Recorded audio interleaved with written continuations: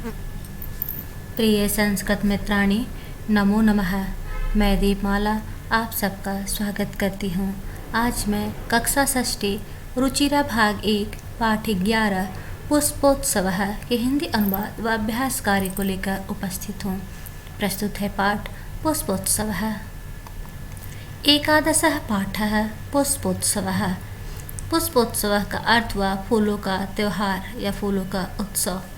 उत्सव प्रिय भारत देश है। भारत देश उत्सव प्रिय है अर्थात उत्सव का प्रेमी है। अत्र यहाँ कुत्रचित कहीं पर सस्योत्सव भवति। सस्य उत्सव अर्थात फसलों का त्यौहार होता है, उत्सव होता है। कुत्रचित पशुत्सव भवति, कहीं पशुओं का उत्सव। कुत्रचित धार्मिक उत्सव भवति, कहीं धार्मिक उत्सव होता है तो कहीं कुत्रचित यानोत्सव, तो कहीं पर गाड़ियों का उत्सव। एतेषु एव अस्ति अन्यतमः पुष्पोत्सवः इति। इनमें से ही एक है पुष्पोत्सव अर्थात फूलों का उत्सव। अयं फूल वालों की सैर इति नामना प्रसिद्ध अस्ति। यह फूल वालों की सैर के नाम से भी प्रसिद्ध है। देहल्याः मेहरौली क्षेत्रे अक्टोबर मासे अस्य आयोजनं भवति। दिल्ली में मेहरौली क्षेत्र में अक्टूबर मासे अक्टूबर महीने में अस्य आयोजनं भवति, इसका आयोजन होता है। अस्मिन् अवसरे तत्र बहुविधानि पुष्पाणि दृश्यन्ते। इस अवसर पर तत्र वहाँ बहुविधानि पुष्पाणि अनेकों प्रकार के फूल दृश्यन्ते दिखाई देते हैं। परम प्रमुखम आकर्षणम तु अस्ति, परंतु प्रमुख आकर्षण तो पुष्प निर्मितानि व्यजनानि, परंतु प्रमुख आकर्षण तो फूलों से बने व्यजनानि पंखे हैं, अर्थात फूलों से बने हुए पंखे का आकर्षण मुख्य रूप से होता है। जनाः एतानि पुष्प व्यजनानि योग माया मंदिरे बख्तियार काकी इत्यस्य समाधिस्थले च अर्पयन्ति। जनाः लोग एतानि पुष्पव्यजनानि, इन पुष्पव्यजनानि फूलों के पंखों को योग माया मंदिरे, योग माया के मंदिर में बख्तियार काकी के समाधि स्थले च अर्पयन्ति, समाधि स्थल पर अर्पित करते हैं। पुनः देखें, जनाः एतानि पुष्पव्यजनानि योगमाया मंदिरे बख्तियार काकी इत्यस्य समाधि स्थले च अर्पयन्ति। लोग इन फूलों के पंखों को योगमाया मंदिर में बख्तियार काकी के समाधि स्थल पर अर्पित करते हैं। केचन पाटल पुष्पैः निर्मितानि, केचन कर्णिकार पुष्पैः, अन्ये जपाकुसुमैः, अपरे मल्लिका पुष्पैः, इतरे च गेंदा पुष्पैः निर्मितानि व्यजनानि नयन्ति। केचन कुछ पाटल पुष्पैः गुलाब के फूलों से निर्मित, केचन कर्णिकार पुष्पैः कुछ कनेर के फूलों से, अन्य जपाकुसुमैः, अन्य लोग जपाकुसुम अर्थात गुड़हल के फूलों के, अपरे मल्लिका पुष्पैः कुछ चमेली के फूलों से, इतरे च गेंदा पुष्पैः और अन्य गेंदा पुष्पैः गेंदा के फूलों से बने पंखे ले जाते हैं। यहाँ से आप संस्कृत में फूलों के नाम भी याद कर सकते हैं, जैसे पाटल पुष्प गुलाब का फूल, कर्णिकार कनेर का फूल, जपाकुसुम गुड़हल, मल्लिका पुष्प चमेली का फूल, गेंदा पुष्प गेंदा। अयम उत्सवः दिवसत्रयं यावत् प्रचलति। यह उत्सव दिवसत्रयं 3 दिन तक चलता रहता है। एतेषु दिवसेषु इन दिनों में पतंगानाम उड्डयनम, पतंगों का उड़ाना, विविधाः क्रीडाः अनेकों क्रीड़ाएं, मल्लयुद्धम और कुश्ती च अपि भी प्रचलती चलती है। इन दिनों में पतंगों का उड़ाना, अनेकों खेल और कुश्ती भी चलती है।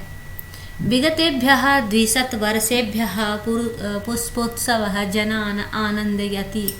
विगतेभ्यः 200 वर्षेभ्यः, विगत अर्थात पिछले 200 वर्षेभ्यः 200 साल से पुष्पोत्सव जनान आनंदयन्ति, लोगों को आनंदित कर रहा है। मध्ये इयं परंपरा स्थगिता आसीत्, मध्य बीच में यह परंपरा स्थगित हो गई थी अर्थात रोक दी गई थी।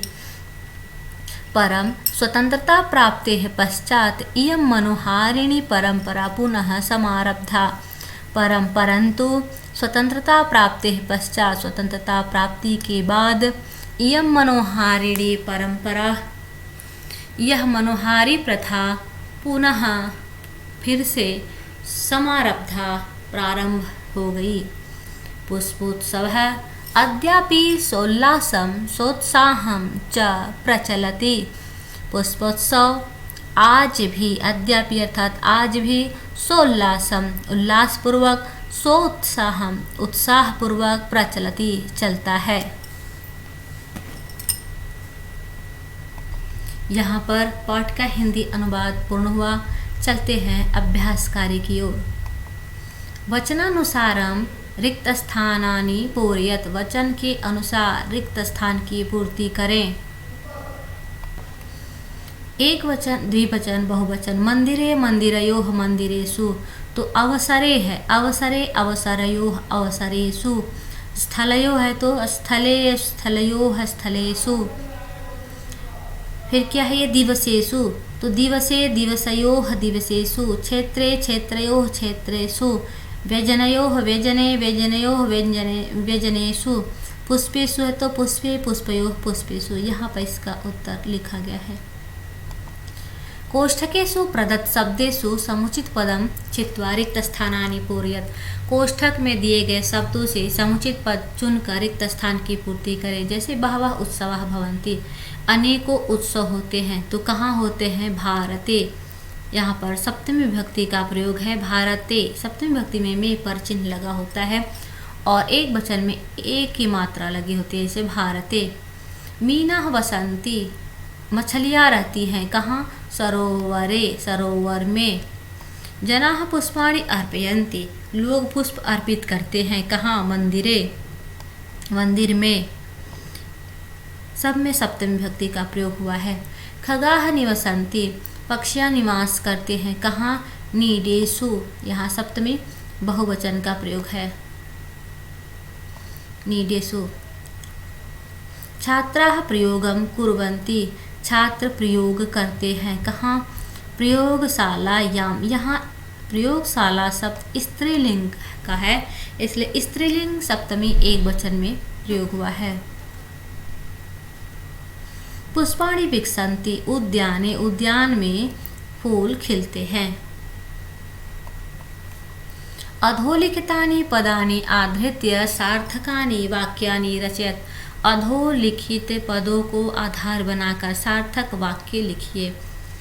वानराः वनेषु तरन्ति, अर्थात यह करता है, ये सप्तमी विभक्ति का प्रयोग हुआ, अधिकरण है और यह क्रियापद है। तो वानराः क्या होना चाहिए? वानराः वृक्षेषु, वानराः वृक्षेषु क्या करते हैं? कूदते हैं। बंदर वृक्षों पर कूदते हैं। तो इस तरह से एक वाक्य बना, वानराः वृक्षेषु कूदन्ति। दूसरा सिंहाः, तो सिंह वन में होता है, सिंहाः वनेषु, और क्या करता है? गर्जन्ति, गरजता है। तो दूसरा हो गया सिंहाः वने गर्जन्ति। तीसरा मयूराः, मयूर कहाँ रहता है? उद्यान में रहता है, क्या करता है? तो नाचता है। मयूराः उद्याने नर्तयन्ति। मत्स्य, मछलियाँ कहाँ रहती हैं? जल में रहती हैं, क्या करती हैं? तो तैरती हैं। तो मत्स्याः जले तरन्ति। खगाः पक्षियाँ, पक्षियाँ कहाँ रहती हैं? आकाश में, क्या करती हैं? उड़ती हैं। उत्पतन्ति, खगाः आकाशे उत्पतन्ति। प्रश्नानाम् उत्तराणि लिख। जनाः पुष्पव्यजनानि कुत्र अर्पयन्ति। लोग फूलों के पंखे कहाँ अर्पित करते हैं? तो जनाः पुष्पव्यजनानि योगमाया मंदिरे बख्तियार काकी इत्यस्य हो गया इत्यस्य समाधिस्थले अर्पयन्ति। पुष्पोत्सवस्य आयोजनं कदा भवति। पुष्पोत्सव का आयोजन कब होता है? तो अक्टोबर मासे भवति। अस्माकं भारतदेशः कीदृशः अस्ति। अस्माकं भारतदेशः उत्सवप्रियः अस्ति। पुष्पोत्सवः केन नाम्ना प्रसिद्धः अस्ति।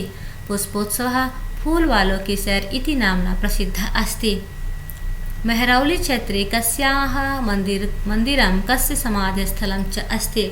मेहरौली क्षेत्र में किसका मंदिर और किसका समाधि स्थल है? तो मेहरौली क्षेत्रे योगमायाः मंदिरं च बख्तियार काकी समाधि स्थलम् अस्ति। कोष्ठकेषु दत्तेषु शब्देषु उचितां विभक्तिं प्रयुज्य वाक्यानि पूरयेत्। यहाँ पर उचित विभक्ति का प्रयोग करना है। तो यहाँ भी सप्तमी विभक्ति का प्रयोग होगा। जैसे कच्छपाः भ्रमन्ति, कछुए घूमते हैं कहाँ? तालाब में। तो बताएं कि जहाँ एक वचन का प्रयोग करना होगा सप्तमी विभक्ति में, और अगर वह अकारांत पुल्लिंग शब्द है या नपुंसकलिंग शब्द है तो एक ही मात्रा का प्रयोग कर देंगे। तो तड़ाग अकारांत शब्द है, इसमें एक ही मात्रा लगा देंगे, तड़ागे। सैनिकाः सन्ति, ये भी अकारांत है, शिविरे हो जाएगा। यानानि धावन्ति, ये भी अकारांत है, राजमार्गे हो गया। रत्नानि सन्ति, धरा शब्द स्त्रीलिंग का है, तो स्त्रीलिंग के एक वचन में याम लगता है, बालिका याम, रमायाम, ऐसे धरायाम। बालाः क्रीडन्ति, कहाँ? कुत्र? क्रीडा क्षेत्रे। यहाँ भी सप्तमी एक वचन का प्रयोग होगा। मंजुषातः पदानि चित्वा रिक्तस्थानानि पूरयेत्। जैसे पुष्पेषु, गंगायां, विद्यालये, वृक्षयोः, उद्यानेषु। वयं पठामः, वयं पठामः, हम सब पढ़ते हैं, कहाँ? विद्यालय, हम सब विद्यालय में पढ़ते हैं। जनाः भ्रमन्ति, लोग घूमते हैं। कुत्र? उद्यानेषु।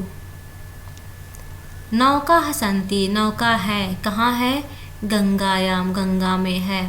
भ्रमराः गुंजन्ति, भ्रमर भौरे गूंजते हैं। कुत्र? पुष्पेषु, फूलों पे। फलानि पक्वानि सन्ति, पके हुए फल हैं, कहाँ है? वृक्षयोः। यहाँ वृक्षयोः द्विवचन का रूप है, सप्तमी द्विवचन। यहाँ पर वृक्षे, वृक्षयोः, वृक्षेषु कुछ भी हो सकता है। अब देखना होगा कि ऑप्शन में क्या दिया गया है।